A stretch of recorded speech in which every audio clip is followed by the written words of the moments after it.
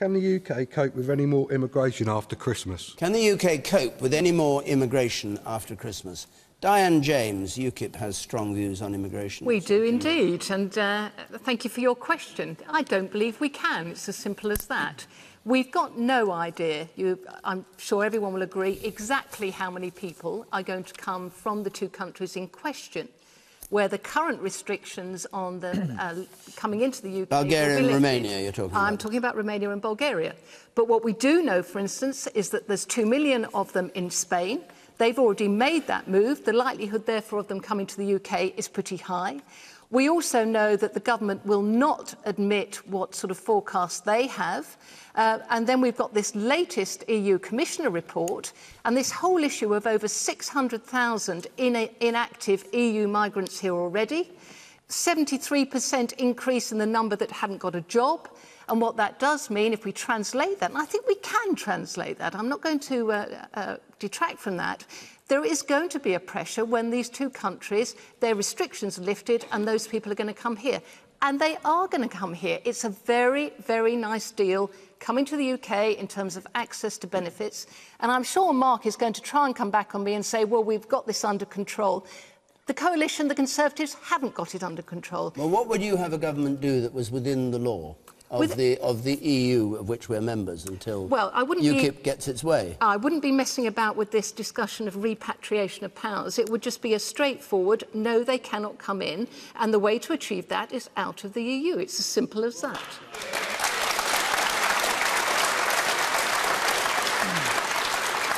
Mark Harper. Well, I think it's worth just getting some facts out there. I mean, it's worth reminding people that of the immigration into the country, only over half of it is from outside the EU. Only about a third of the immigration into Britain is from the EU.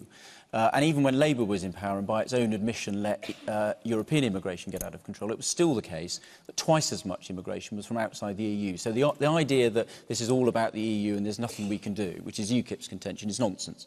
The government's reduced net migration by a third since we've come to power. Mark, you know that's rubbish. No, that is absolutely true. It's not, Diane. because you can't count them in and you can't count them out. Those are robust figures that the Independent Office for National Statistics put together. It's down by a third, but we've got more skilled workers coming to Britain, we've got more students coming to Britain, and the most important thing is, unlike when Labour was in power, the growth in employment we've seen in Britain, so there's 1 million more people in employment, the bulk of that benefit has now gone to British people, which is not the case when Labour was in power. And what about after Christmas? What about after Christmas, which was the question? Well, we've been quite straightforward. Which is a European question, because it's Bulgaria and Romania. No, it is. We've been quite straightforward. We don't have any secret forecasts. We've been quite honest. There are 8 other European countries who have transitional controls who'll be removing them at the end of the year. So it's not like 2004, when we were the only country that let people come to Britain when the Eastern European countries joined. 8 other European countries. Clearly some people will come here.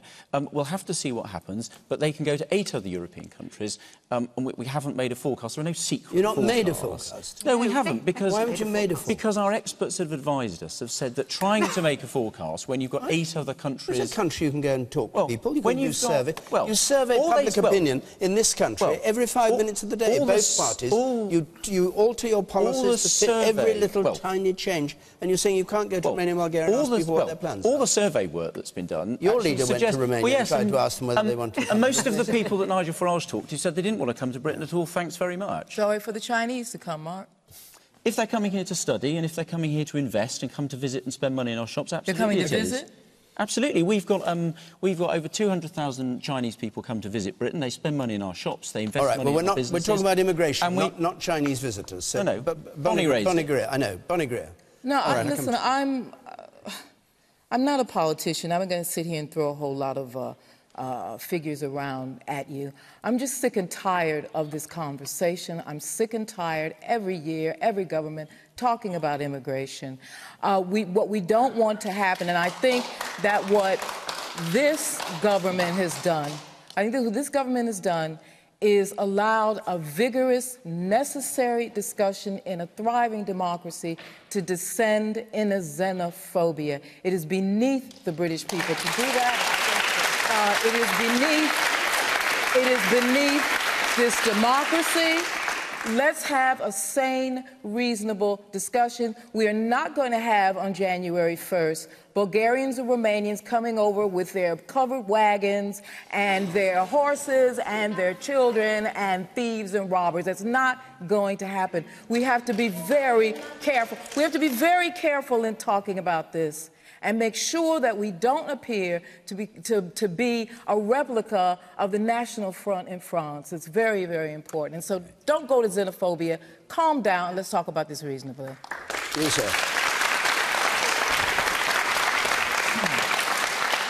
Yes, I'm a district councillor in the neighbouring borough, which is Hart District Council, and one of our biggest issues is the development of all the houses that have to put in. We just had our local plan thrown away by the government because they're saying we factored in a zero net migration number, and they've said absolutely not. That's not the case. You have to develop more houses. We're talking about 3,500 houses in Hart District Council over the next 15 years. Yeah. Now the government practically wants us to double that. Where are we going to put 7,000 new houses in Hart District Council? How are we going to have the bandwidth in our schools and our hospitals and so on and so forth to accommodate all of those people? Yeah. All right. Tristram Hunt, what do you say? Can you pick up his exact point? I don't know what the government is proposing for you as an elected councillor in terms of how you're going to manage the migration. My concern is what this government is not doing is learning the lessons of our time in government when the Labour Party was in government. And we didn't have the correct numbers for the number of EU nationals coming in to work. The figures we were given by civil servants were wildly off. We didn't drill down into the data effectively, and as a result, our public policy wasn't in the right place. We believed the official figures we were given, and they proved wildly off. So I'm hoping Mark Harper is drilling into this with sort of fracking-like vigour in terms of some of these statistics. But look, we should always... hang on, what good will it do if he finds out that the gentleman from Hart is correct and he's got to build 7,000 instead of 3,500 homes? Because you've got to plan. Because let us not underestimate the importance of free movement of labour across the European Union. Yeah. Your children will want to work in France or Spain. You might want to retire in France or Spain. You might have business connections in Italy. The free movement of labour is an important part of the European Union, and we have grown in prosperity as a result of it. All right, so yes, we've got to manage the transitions well, but let's not lose sight of the importance of where we are within the European Union. In this. Peter Oborne. I agree with Mr. Hunt that free movement of labour is a wonderful thing, but the problem with the European Union is it's gone forward too fast, just as it went much too fast towards the euro, which is causing utter destruction in southern Europe. It's moving too fast on this freedom of labour. Let's give you one fact, which is absolutely central to this whole argument, and that is that the average wage in Bulgaria and Romania is approximately half the minimum wage in Britain. And so this is why last time when Labour got it wrong, we had Polish professors coming along to be cleaners in Britain. And it does have, I'm afraid, I thought the Chancellor up there described it absolutely beautiful, a massive effect on public services, schools, housing, all of these things. I reckon that Europe itself needs to admit that it's made a frightful nonsense. It's going to be the same problem in Germany and in France. I think it's time to look again. I think you have time to look again and say to Bulgaria and Romania that it's not a good idea at the moment to go ahead with this. And actually, let's, for the sake of Europe and for the sake of Bulgaria and Romania, which doesn't want to lose their best people, let's just put it on hold for a few years. OK. You say at the back there. The Tory elite in this area have got it totally wrong. In my town, we're close to waiting 21 days for a doctor's appointment. Yeah. In my county, they're about to pull down 4 care homes. Those care homes are the family silver. They love, they look after, they manage our elderly well. We're going to pull them down and we're going to put it out to privatisation. We are so out of touch in this area, it's unbelievable. Hold on, let's finish the point. they have completely lost control of what is happening at a local level. The cuts have gone far too far. It's time to start rebuilding the fabric of our society rather than the Tory way of destroying Absolutely. it. And can I...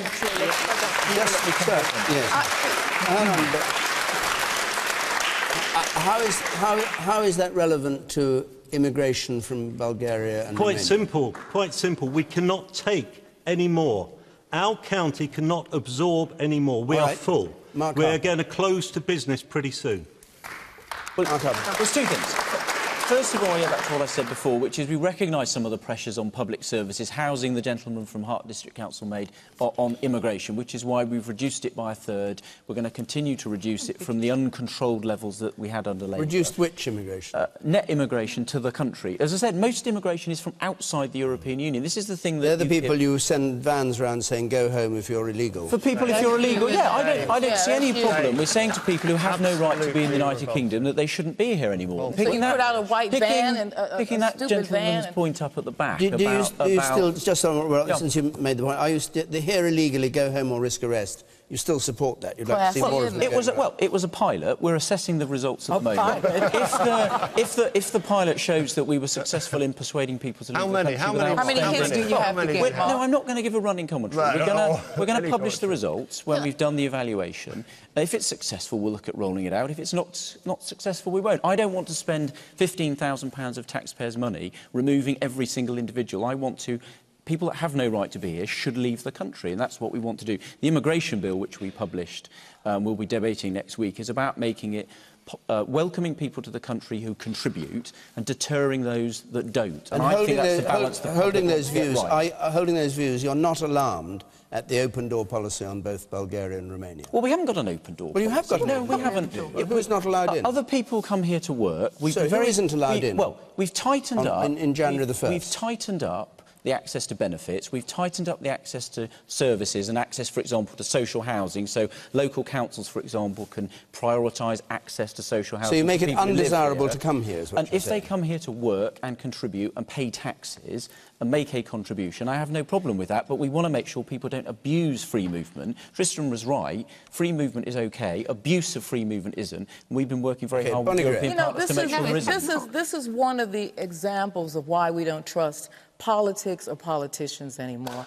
And I'm not saying that to get. I'm not saying it to get applause or anything. I'm sitting listening to Mark and to Tristram. I'm sure, really nice guys. But basically, Labour didn't get the numbers right. They admitted. I mean, what are they hired for if they didn't get the numbers right? And now Mark is saying something about doing a pilot with a white van to see.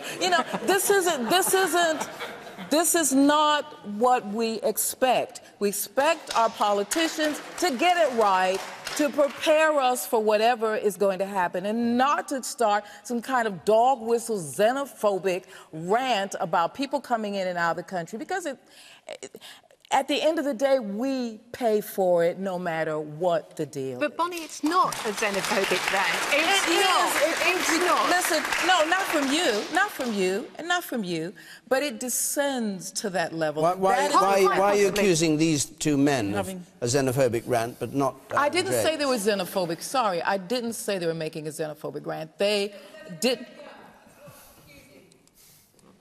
Xenophobia, you said. No, pardon? So Bonnie is right. She's not accusing those men of being xenophobic. I'm not xenophobic. She's saying there is an air of xenophobia, all right. and she's right. She's not pointing the finger. OK. Thank you. Right, hold on. I'm going to come to Diane in a moment. Let me go to this man in the front here. The discussion has nothing to do with xenophobia. It's all about jobs, services. And we still have large amounts of youth unemployment in this country. How is more immigration? What effect is that going to have on that? I think... Hold on. And the man in the chair. Yes, you in the... I agree there is a really nasty xenophobic wing of this argument. For example, the go-home vans, they're just horrible. But we have a housing crisis. Like, it was on the news last night, thousands of people are living in bed and breakfast with their families. Like, thousands of people are going to come to this country, and where are they going to stay? There's nowhere for them to stay. And it is easy to say it's xenophobic, which a horrible amount of it is, but behind there is a logistical argument. I don't disagree with that. Please, Okay, I'm not calling yeah. it xenophobic. Let I'm me saying go the to the air is questioner up xenophobic. there at the back, and then I come to you. I really feel for our young people. Well done. Yeah. Diane James, brief point. Yes, despite what Mark would like to convince us, the Conservatives and the Coalition are not controlling immigration. And I'm a fellow borough councillor, by the way, so I empathise and sympathise with you completely. The comment has been made that even with the current national housing targets, we would have to build one new home every 7 minutes. And if we don't control immigration, when we get to the end of the next 15-year programme that the coalition government has introduced, we're going to have to embark on another huge round of house building.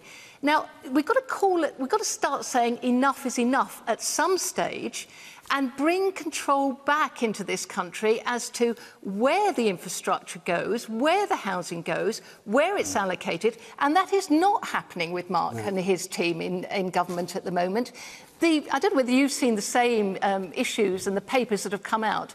Allocating the housing as it is, you can drive a coach and horses through it. It's an absolute nonsense. OK, I'm going to take one more point, because the man in the centre, in the third row down, has had his hand up ever since this discussion began. Peter has highlighted the concerns with immigration from the new year, and he's highlighted them quite correctly. Whereas Bonnie has talked about the wagon train scenario. I think it's going to be worse than the wagon train scenario, and I have a major concern about the social structure in this country and what it's going to do to our English society. Having seen it already happen throughout Europe, in Austria, in Switzerland, with people coming in from the two countries mentioned and causing major issues there, and I think it's going to be 10 times worse over here. All right. Thank you very much for that comment.